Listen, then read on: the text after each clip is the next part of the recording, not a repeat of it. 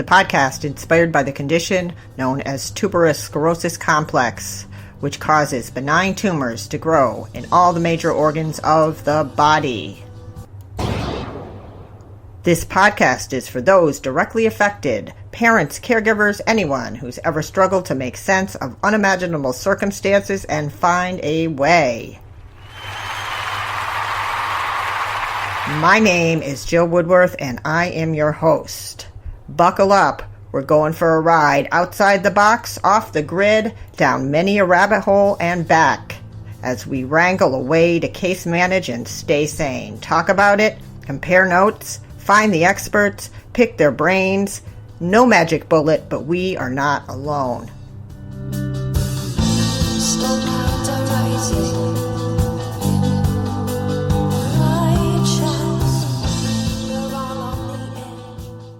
Hello, thanks for tuning in. My guest today on TSC Talks is Cannabis Update Podcast creator, host, producer, Michael Pedersen. Michael is also a station manager of Distinct Media, which he founded and he directs. He's worked in broadcasting, managed radio stations since 2005. He worked in the Vancouver film industry, produced over 7,000 audio commercials, and he also is a father and husband and just an all-around great guy. I appreciated his willingness to come on our podcast, give me some pro tips about advertising and sponsorship and sharing his media kit, as well as some sound tips. So thanks, Michael, for that. I found it fascinating to hear him talk about the differences between the cannabis industry in the U.S. and in Canada, some of the guests, what he's found successful. It's got something for everyone. So I hope you enjoy this. It's not too long. Some of mine are pretty long, but this one's, I think it's going to come in under 40 minutes.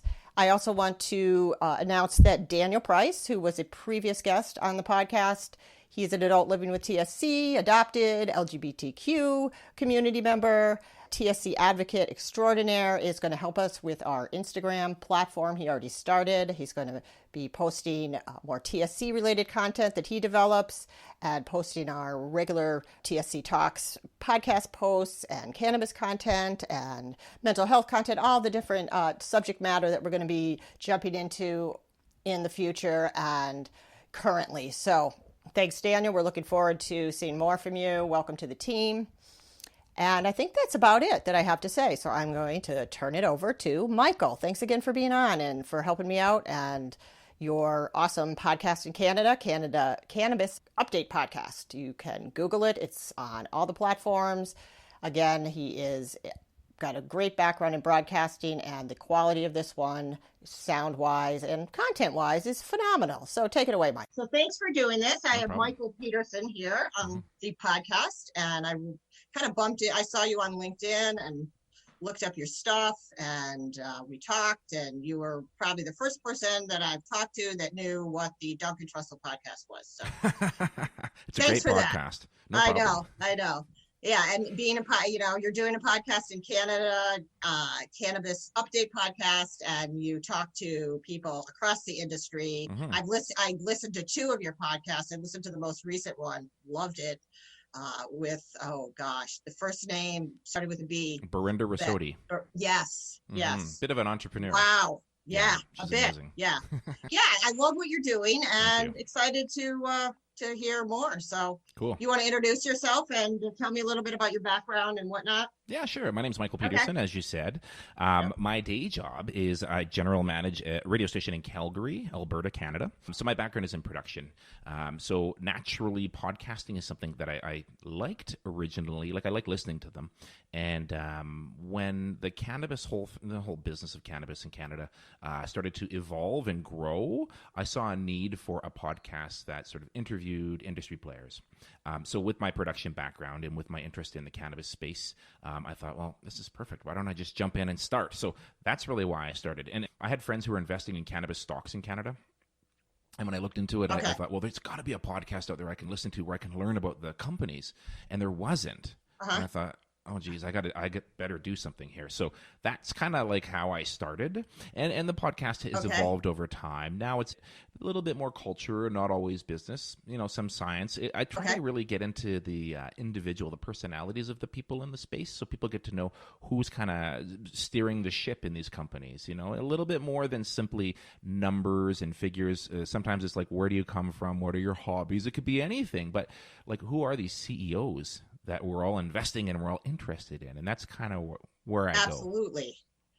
That's awesome. I have the same kind of philosophy as far as trying to dig a little deeper with people and not just having to be like a formal interview with questions. I send questions and I hardly ever even, I look at them, but I don't, but I love talking to the, COOs or CEOs and kind of picking their brain. That's about the cannabis industry. And if you look at podcasts in general, like forget cannabis and forget CBD and health and all that, what really draws you to a podcast? It's oftentimes the conversation, right? You're interested in what they're talking about, and it's not always on the subject matter specifically. Sometimes you want to just get to know who the people are. And I listen to a lot of Joe Rogan, and he'll go for 3 hours just chit-chatting with an expert on something, but it's not just about that subject. And I think that's what the draw is for me. I enjoy the banter. So I said to myself, well, let's get a little bit less serious and let's have a little bit of fun so people can listen to the banter. Yeah, that's awesome. And so it's been going pretty well. Keeps me busy, that's for sure. Yeah, I think I'm on episode 159 now or something like that. So I've interviewed a lot of people. Oh, that's good. Yeah. Do you feel like you have a personal connection with all of your guests on some, you know what I mean? Yeah. I'd like to think I do it at least when I'm doing the interview and for a few weeks after, but it's hard to keep up with everyone, And some people I find are much more scripted, especially the more senior people in companies. They're much more careful when they talk to you. And, sometimes I throw them softballs. I'll ask them about their business model and what they're proposing. In Canada, we had what we call Cannabis 1.0 and 2.0. They had 2 different stages of legalization. So, leading up to 2.0, where they were going to introduce edibles and vape products and stuff like that into the Canadian marketplace, I would ask them easy questions like, what are you guys doing for 2.0, this and that, and I found sometimes I didn't know if I was really poking through the surface or not. I was getting the same answer that they were giving every other reporter and news agency, and that's what I try to get through sometimes. But some people you can do that, some people you can't. You know who the best people are to talk to? The activists, the OGs, the people who have been in the scene for a long time. Those people are down to earth, and there's not always money involved or something to gain. They're just interested in telling their story, and that stuff is more compelling to me sometimes than getting somebody at the top of the food chain in a legal cannabis company. So at the same time, though, when you get somebody who's high up there, I've interviewed a few CEOs from some large companies in Canada. Those ones get a lot of interest from listeners because people want to know what's going on the inside of these companies. So I may not feel like I really got through to them or like the interview is the best, but people like to listen to those. They're invested in these companies, so they'll sit and listen through anything to get as much information as they can about these companies. Yeah. That makes sense. So it drives up you've got to drive your numbers up. That's kind of the name of the game. And see, it changes, and you can probably relate to this, but early on, I would reach out to people and say, I have this podcast. Could I interview you? And I'd get a lot of people who wouldn't respond or whatever. And over time, as guests started to improve and, I had access to more and more people, I started realizing that it's turning around. It's no longer me reaching out all the time anymore. Sometimes it's people reaching out to me.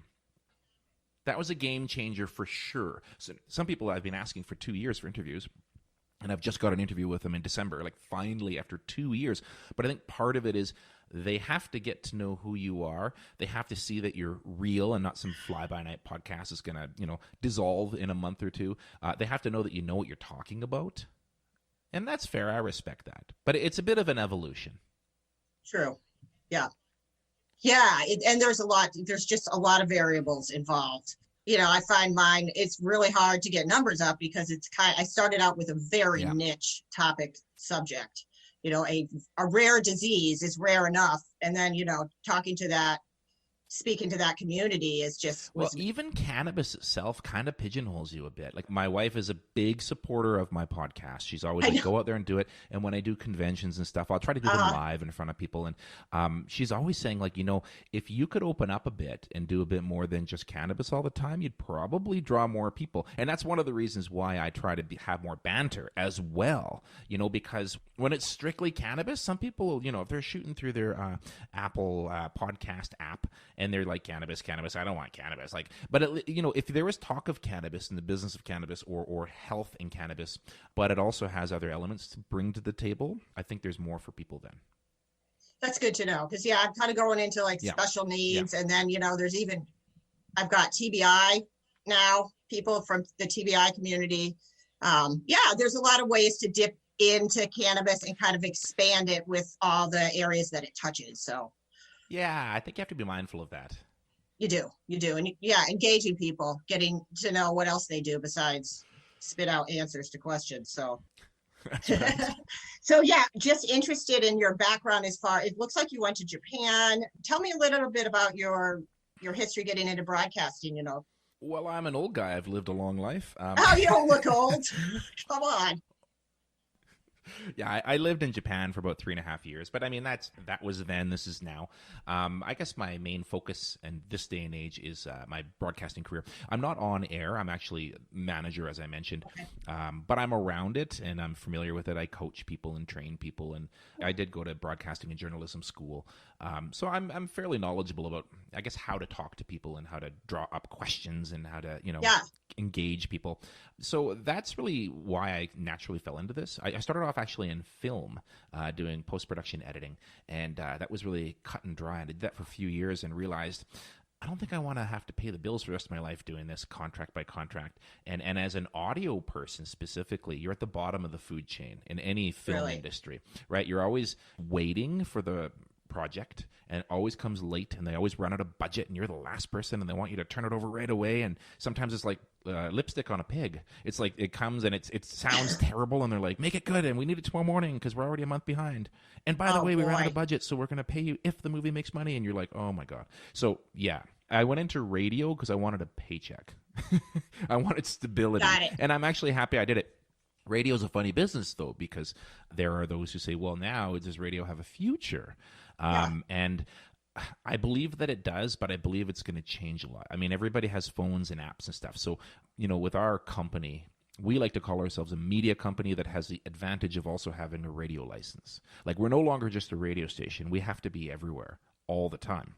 So you kind of expand with the evolution of radio. We have a full video production department within our radio station, and we're producing videos every single day. Wow. Because people want content and they're online, right? Mm-hmm. So we have apps and this and that. And, the one thing, and not that I want to go into take you off track, but the one thing about radio is people often like to have something in their car, and you could say that, well, there's podcasts. Sure, but radio gives you local content, and that's the one thing that is hard to do with a podcast. So if you want your traffic, your weather, your sports, that sort of stuff. So I think that there will be a place for radio more in the world of talk and local than music, because I know when I listen to radio, I'm not looking for somebody to play me my music. I'll put my own music on, but I will listen to talk radio, local talk radio NPR. In particular. Yeah. So, well, NPR can be a podcast. I don't know. Is that a radio in the U.S.? I think it's both. I think they have podcasts, but they also have regular radio shows. It's like our CBC. So that kind of stuff will always draw me in the car for radio. And I think that's really the future of it. And then all of these stations and companies are now evolving into other sort of things. Like we're all doing podcasts at the radio stations. Like, and I'm sure in the U.S. as well, right? You go to any radio station and they have a whole list of podcasts. And it's basically the best of their shows, the best of their interviews. And you can just go back on your own time, just like Netflix offers for television now, right? So, and that's kind of the future of radio. But I do think there's an overabundance of stations everywhere, including in Canada. And I do think that there's going to be a period in the next decade where, maybe half of them have to go away. You can't, not every radio station can monetize in a population. I live in Calgary, 1.1 or 2 million people. And I think we have 28 English radio stations. Wow. Right? It's too many options. Too many. So things are going to change. Yeah. So if you're forward thinking in terms of how it's going to evolve. And yeah. Now it's a race to evolve first, I guess you could say. So naturally, in my position, podcasting is like, it's what I do anyway. So it's really fun to do that. And with cannabis, like cannabis doesn't define me as a person. Some people, cannabis, it really defines them. That's what they're all about. Oh, I know. Cannabis. Yeah. I'm conscious of the potential medical benefits of cannabis and how it can help people. But it's something that I'm interested in. So I had that element there, and then the broadcasting, and it all came together. That's really cool. Yeah. Yeah. Do you just have this podcast? No, it looked like there was other podcasts. Is that with your station that you oversee? Well, there we have podcasts. I also did something in Canada. Actually, I had at least one American podcast producer involved in it as well. It was called the Cannabis Media Collective. Oh, yeah. And one thing that I realized I'm going to talk to somebody there. Oh, yeah? Yeah. Yeah. Well, it's just that there's a lot of startup podcasters, and a lot of them have respectable content. But let's use Canada as an example. There's probably 20 podcasts that are producing content at least once a week that have something to do with cannabis, whether it be science or business or whatever. Wow. Right? The US is even greater. If you actually go and you really do a hard search on cannabis-related podcasts, there's a ton of them. Some of them are good quality. Some of them are bad quality. Some of them have really intelligent people who are knowledgeable about space. Some of them are just people kind of kicking tires and whatever. Like there's a whole bunch out there. But what I realized was that all of us are kind of struggling to reach the same people, right? And if I'm only producing one podcast per week, right? And my podcasts are in the neighborhood of a half an hour usually. That's only one little piece that somebody gets if they like me. But if they're interested in cannabis in general, why not create a place where all of us can produce and publish together? So that if you subscribe to one thing, the Cannabis Media Collective, every single day you get a new podcast from a new producer, and you don't have to go around and have 50 subscriptions and try to feed through them and all that. The only thing about it, though, is it's a lot of work and it's hard to monetize it. Like anything in cannabis, it's hard to make money off of it. So you have to really, it has to be in your heart. You have to want to do this, and you have to make it work in your schedule. I have 2 little boys, so I'm up at 5 a.m. most days producing and editing and sending emails and all that because that's my time. I can't do it at 8 because that's school time.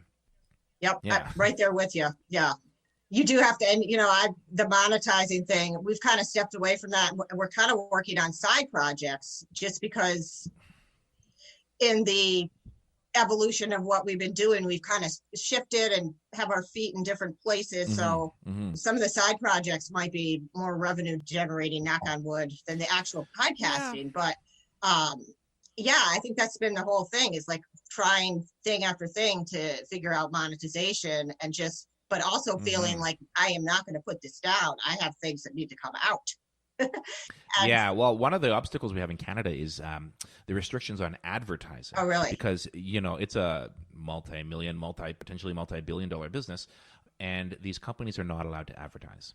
So how do you convince them to advertise with you when there's so many restrictions? You have to be very, very careful about it. So one way that I approach it is I say, look, I give leaders and organizations an opportunity to tell their stories and share information. So by getting their story, by talking to them about their story, it's kind of a roundabout way of giving them an opportunity to advertise who they are.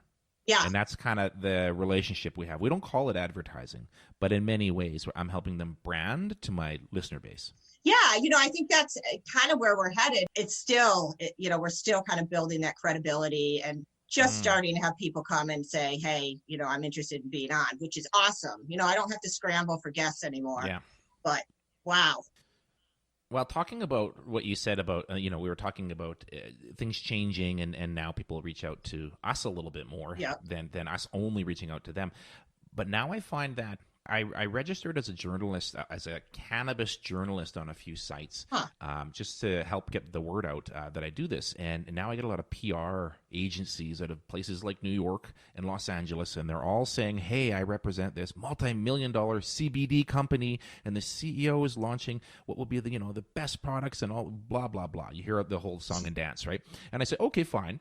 I'll interview your multi-million-dollar CEO. I'm going to send you a media kit, and here's my price. Yes. And they'll say, like, oh, well, we don't have a budget for this. And I say, well, you gave me that big song and dance about how huge you are and how you're going to be the next Coca-Cola of CBD. I don't understand why you can't afford a few $100s for me to put in probably 4 hours work for you and help you promote yourself. That's good. And that's the place I'm at now. I'm fighting with these PR agencies. And if you represent a company that, claims to be a multi-million-dollar earning company, I'm not going to work for free for you. I do this all the time professionally now, and I can't work for free. And I don't think these PR companies are working for free either. So kind of turning it around on them and getting, hey man, you've got to. They're paying you $10,000 to give me 250 of that. It's not that much. They have an advertising budget. That's what I'm saying. They have it, That's good. That's good to hear. So I say no a lot now. Good. Yeah. Especially when it comes to CBD. I do believe in the health benefits of CBD. There are proven cases, people with epilepsy, for example. There's a lot of studies now on fibromyalgia, and like things like it helping with the aches and pains, or helping calm people with PTSD. And I don't deny any of that. I think there's a lot of potential there. But I also think that there are a lot of people who are out marching around talking about their CBD products, saying things that are probably not true, or they're speculating in order to make money. Like I got an email the other day that basically said that their CBD products will help men increase their sexual drive and give them harder penises. It literally said that. I can send you the email. Oh my gosh. And I said, come on. But I'm sure there are people out there who will buy their CBD because they think, I want to be better in bed. But there's no science to back that up. There's nothing. It's just anecdotal. It's just so I'm cautious of CBD companies now. Yeah, well, it takes away from I've kind of fallen in with a lot of the whole plant cannabis activists, and I really have immersed myself in trying to learn about the science. And CBD is just one tiny small piece of the whole package that we don't know that much about, and we need to study. Yeah. So.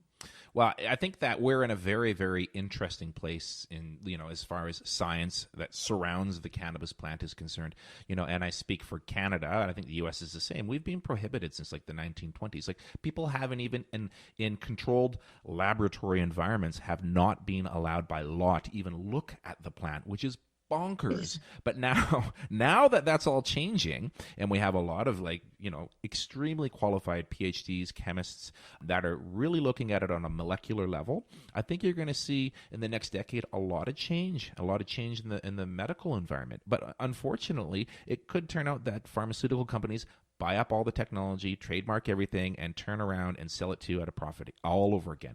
It's not to say that this is going to change the world. This could actually just turn into another pharmaceutical avenue of revenue for those guys. And that's what I fear. Yeah, I think that's exactly what I fear. And, I think this conversation is worth having publicly because there's just a lot of pieces to it. And I hate to throw all pharma under the bus. Of course. I think that, I had an interesting conversation with a company yesterday that is actually doing responsible distribution of CBD products and working with doctors. What they do is they take these products and they put them through all kinds of third-party testing and pretty much are bulletproof in terms of what's in the product, and then they network with doctors. Something like that is really moving the whole spectrum forward a little bit, but and they raised some good points about we need the private pharma to have that has the dollars to do this research. So well, there's a brand new private facility called ETC3 that's being opened up on the campus of University of British Columbia, and that's the first of its kind in Canada, and it literally has private investors. It's not pharma, and they're doing their own research now, not just on cannabis, but on psychedelic plant matter in general. Nice. And I find that fascinating. And yes, of course, if they come up and if they discover some cures or anything of any medicinal value, of course, Imperial Tobacco or somebody could come and buy them out and take them over. But you're seeing that even with the large growers in Canada. Now the big U.S. players that have traditionally sold alcohol and tobacco are starting to invest heavy into them. And that's going to change the game. This is not street level hippies anymore. This is big money. So it is all changing. And, with the advertising restrictions, if you talk about, the companies that are spearheading, that are banking these growers in Canada, and then there's restricted advertising, a lot of consumers don't actually know what they're buying or who's behind the products that they're buying. True. Very true. Yeah. Yeah. It's different in the U.S. You can go to a store and they've got all these candies and gummies and chocolate bars and this and that, and it's, you know, a lot of it's local and it's micro growers and stuff. Here, no way. They have packaging restrictions, very, very, very limited as to what you can say on it. You can't give any type of description of how it might make you feel. That's completely illegal because they say that only a doctor has the, capacity to do that. So I think that consumers are a little bit confused. Yeah, it is confusing, and it's easy to let that extend to a really negative opinion of the whole cannabis industry, which is unfortunate. But you know, in your work, I guess, in your podcast, what have you overall been the biggest awareness that you've gained about the cannabis industry, and you know, like what's been the most surprising? That's a broad question. I would say that the more people that I interview, the more that I learn. And I realize there is a lot of smoke and mirrors in the industry. There's a lot of people, including myself, who invested in a lot of companies early on because I wanted to make some money, right? Yeah. So because of money being a factor, you have to be very cautious about who you talk to and what you believe. Yeah. You know, you got to do your research, and it takes time. You know, like I said, I got 159 interviews right now, and I still feel like I don't know a lot because it's just such a big world. I agree. Like everything, I'm like, you kind of get segued too. Like, you know, one person says one thing, and you're like, oh, that's it, and then the next person is So. Well, and there you go, right? But I think the wiser that you get, the larger your capability of making up your own mind. But early on, you can be influenced so easily. And I think the general population who's not as curious about this business are influenced very easily. This is why CBD companies are saying that they can increase your sex drive because people don't know better. But another thing that I like about now legalization is how everything is in Canada. We have Health Canada. So everything is Health Canada inspected and certified. And now if you want to take a gel cap or some kind of edible and it says that it's 2.5 milligrams of THC, you know that it's 2.5 milligrams of THC. That's good. It's like taking medicine, right? If you buy aspirin and it's 500 milligrams, it is 500 milligrams. You know what I mean? So that aspect of it I really like. You know, like, the prices in Canada aren't great for the legal market yet, but I like how you can go in and you can find out what the terpene profile is on a particular plant. You can find out, you know, roughly what the THC percentage is. You know what you're buying. It's not just a bag of grass from the guy on the corner. It is literally, I can go in and I can scrutinize a menu and scrutinize the ingredients and go, okay, I'm going to try this because I know last time I tried that, and that's similar, but I wanted it to be a bit different. And you can really dial in what you like. That's good. That's one thing that I'm liking. But probably the third thing, to answer your question, that I find fascinating is the rest of the world. Like, yes, we are the first G7 nation to legalize. We're not the first country, though. So it's, you know, we've been a part of it and experienced the whole process here in Canada. I think the U.S. is probably going to legalize federally at some point, and other countries, Australia, the U.K., everybody's kind of kicking tires and watching what Canada is going to do. So in that respect, in that as far as like podcasting goes too, for both of us, I think that we're just at the tip of the iceberg. Like, this is going to grow and grow and grow, and it's going to become way less local and way more international. So if you have your finger on the pulse of what's happening in cannabis and you're knowledgeable about legalization and you're sort of prepared and your podcast is already operating, now you can reach out to people in Australia. Now you can reach out to people in Germany. Now you can reach out to people wherever, and it's all part of the accumulative story. And I find that's fascinating. That is fascinating. Absolutely. You know, we didn't really touch on this, but in terms of the differences between the U.S. and Canada in terms of cannabis, talk about that a little bit. Well, we have better weed for sure. That's what I've heard. No. I think the people in California would argue with us. Probably. No, I think the difference is, I don't know. Like, I mean, there are many, many differences because you have states that have been legal longer than Canada. Colorado, for example, Oregon. Right. You know, California was prior to us, January 1st, 2018, I think, is when they went legal, and we were October 17th, 2018. Yeah. So we've watched states in the U.S. already with legalization, and we were kind of aware of, you know, potentially what to expect in Canada if you compare the two. And what's interesting about California in particular is they have approximately the same population and approximately the same overall economy size as the whole country of Canada, if you can believe that. I believe it. So watching California's model and seeing kind of what kind of tax revenues and that sort of thing they're making, we can then say, well, let's take that model and say, it could be very similar in Canada because the numbers are very similar. But the regulations are different. And in Canada, it goes province by province as far as local regulations go on the cannabis plant and retail and that sort of thing. I see. So I'm in Alberta.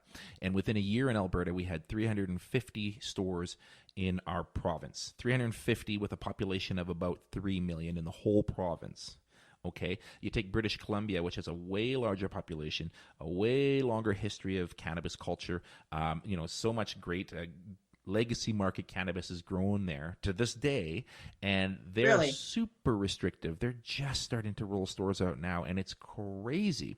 But it just boils down to the provincial government and what they decide that they want to do for their own province. So some provinces are rolling along and making tons of tax revenue, and other ones are still trying to figure out how to make the model work, which is crazy. So you look at comparing Canada and the U.S. You go into a legal dispensary in Oregon, and they've got so many cool products. You know what I mean? Edibles and different things, and you can learn about them. And it's almost like, microbreweries for beer or something. Yeah. See, and we don't allow that here. We don't allow that yet. The problem with craft in Canada is that the government requires so much paperwork. For example, and if you want to do a craft facility, you have to build it first before you can apply for a license. So think about the kind of money you need just to get the ball rolling. So they're making it almost impossible for the craft market to proliferate. Now, will it change? I'm hoping so. And now what they're doing is they're creating co-ops. Okay. So a lot of craft growers or potential craft growers are saying, let's work together. Let's build almost like a union, and let's approach it together and all apply together and help each other that way. So that's probably the biggest differences between Canada and the U.S. Okay.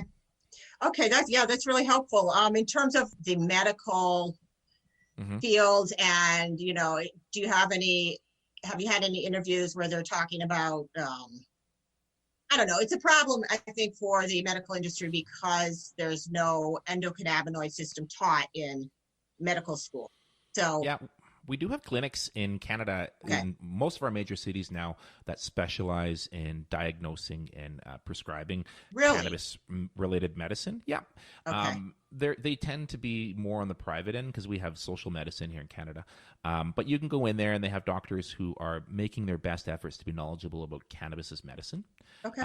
So that's changing. But the thing is, cannabis isn't really regarded federally as medicine the same way that a prescription might be some pharmaceutical. And a lot of medicinal cannabis patients in Canada are upset by that. There's different taxes applied to cannabis. You can't get it the same way. You can't source it. There's still a lot of rules and loopholes you have to jump through in order to get a prescription and then have it sent to you. It's just not the same. Okay. If you go and you say, hey, I want an opioid because my shoulders hurt, so long as they don't think that you're going to abuse it on the street, they'll give it to you, no problem. You can get it in 5 minutes at the pharmacy. Here, if you want cannabis to help you sleep or maybe stimulate your appetite, there's a whole longer system you have to go through in order to qualify for it and then get a prescription. Then you have to order it. It has to come in the mail. And it's totally different. So we still have a long ways to go with medicinal cannabis here. Mm-hmm. Well, yeah, it's a massive confusion in the U.S. in the different states. Mm-hmm. Oh, yeah. At least here, it's at least... I guess I did say that everything is provincially regulated, but at least it's federally it exists, and there is a bit of a federal sort of overlaying blanket or system that we have. That is Whereas good. You guys, you even have state lines you can't carry stuff over. We can do that, I suppose. Although we can't bring cannabis into the U.S., you guys can't bring cannabis into Canada. Like British Columbia to Washington, where they're both legal, you can't do it, nor can your products come into our stores. And that'll probably change, because I can go buy California wine at the store here, but I can't buy California bud at the store here. So it's going to take time. Yeah, we're really just at the beginning in lots of ways, like you said, repeatedly. Yeah, exactly. Yeah, it's exciting though. I think I love it. I love learning about it and talking to people, and it's been, it's helped me a ton.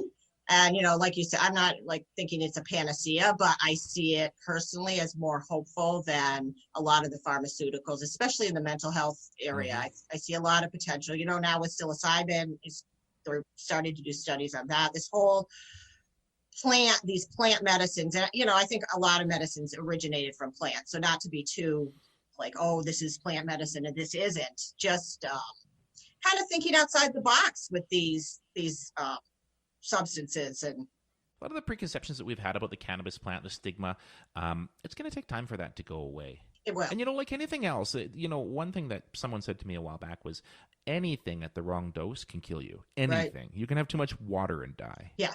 So I think you still have to respect it as a drug, and you can still abuse it as a drug. It's not like the cure for all things. If all you do is smoke weed all day long and you don't go out and work, then that's a problem. Right. So it's not to say that it's it's the answer for everybody's Absolutely. issues. Right.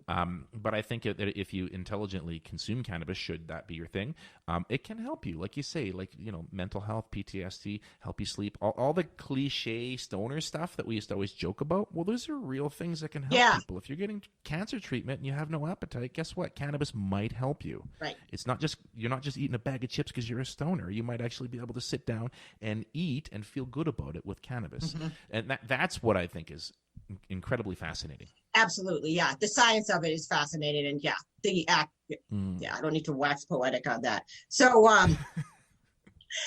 anything. Tell me a lot. I want to wrap it up, but anything. Your vision for your podcast, and what do you think? Well, this year I'm doing a lot of video. I'm moving over to video because I feel like. I listen to audio podcasts in the car. I'm super loyal to the ones that I subscribe to. But I think there are a lot of people who don't.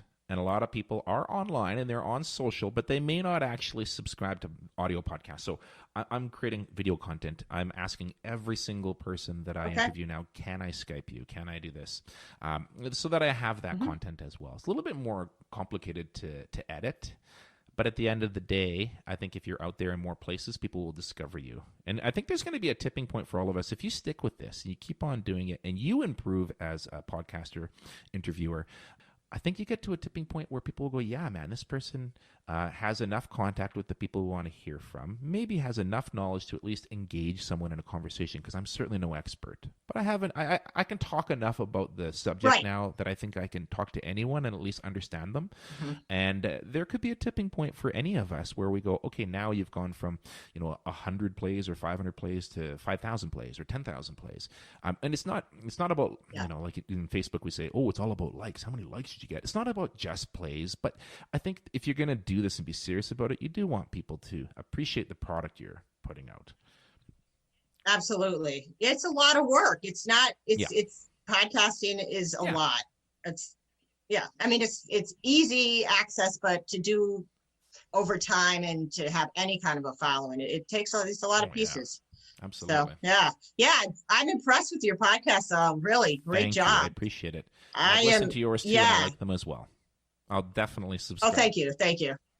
All right, that's great. Yeah, so where can we find you? Your Cannabis Update Podcast and website. Yeah. By the way, I used to be called the Canadian Cannabis Update, and I dropped Canadian because I realized I was pigeonholing myself into one market. Yep. So I'm the Cannabis Update Podcast now. You can't be afraid to evolve. And when you see something, you go, that would make it better, just go, forget it, I'm doing it, bang. And it's not to say change everything, but don't be afraid of change. So I'm on pretty much every type of podcast subscription site. If you just look for Cannabis Update Podcast, you can find me. I have a whole whack of interviews you can listen to. That if somebody's interested in the U.S. space and they want to maybe know what to anticipate, it might be interesting to listen to what we've been doing in Canada, to know where these companies are coming from, to know what kind of technologies people are making money off of or anticipate making money off of. Because I think that in many ways, it's the same plant. It's going to be a similar system. There's going to be similar laws applied to it, similar retail market products. So, that's a way to maybe catch up and get ahead of the game in the U.S., especially if you have a business or something. You want to know what's selling in stores. I have like 10 interviews with people who own stores who are selling products, who are talking about this doesn't sell and this does sell. But I think you've got that in the U.S. in certain states as well. Yeah, absolutely. So, no, I think I went off track. So any podcast-related subscription site, I'm on Twitter, Can Update Pod, that's CANN Update POD. I'm on Facebook, I'm on Instagram. I'm even on LinkedIn, but I don't really post too much there. All right. Well, it was great to meet you, and good luck with your podcasting, and thank you very much. Appreciate your pro tips and advice. Thank you. I enjoy what you do, too. Thank you very much. All right. Thanks. Take care. Bye-bye. Thanks so much for listening to our podcast, TSC Talks. Please feel free to navigate to our website, www.tsctalks.com. Please try to support us, make a contribution, say a prayer, leave a review. Tell us you love us, you hate us, but thanks for tuning in. Stay tuned for more.